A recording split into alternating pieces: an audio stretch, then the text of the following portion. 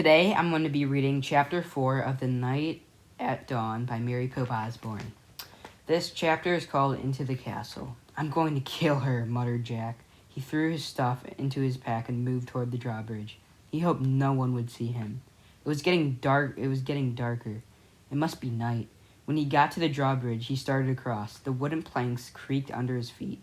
He peered over the edge of the bridge. Where there are any crocodiles in the moats, he couldn't tell.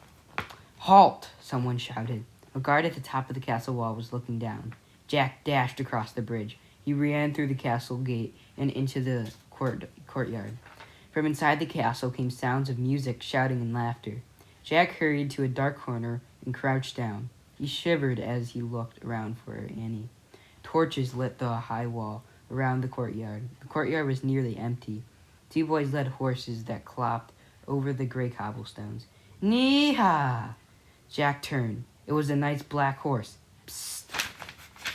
He peered into the darkness. There was Annie. She was hiding behind a well in the center of the courtyard. She waved at him. Jack waved back. He waited till the boys and horses disappeared inside the stable. Then he dashed into the well.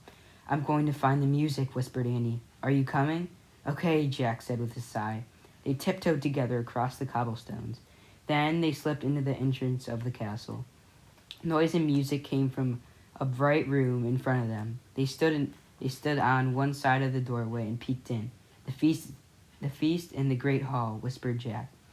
He held his breath as they stared in awe.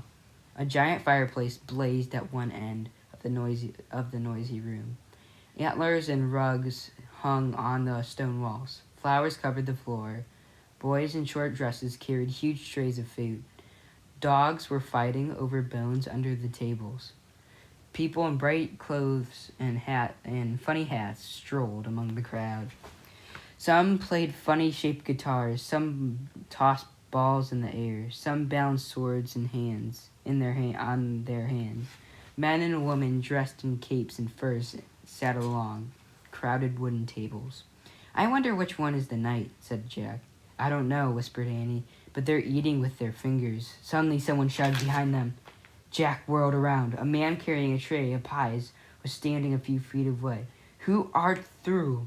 he asked angrily. Jack, squeaked Jack. "Annie," squeaked Annie. Then they ran as fast as they could down a dimly lit hallway. That's all for today. Thank you for watching.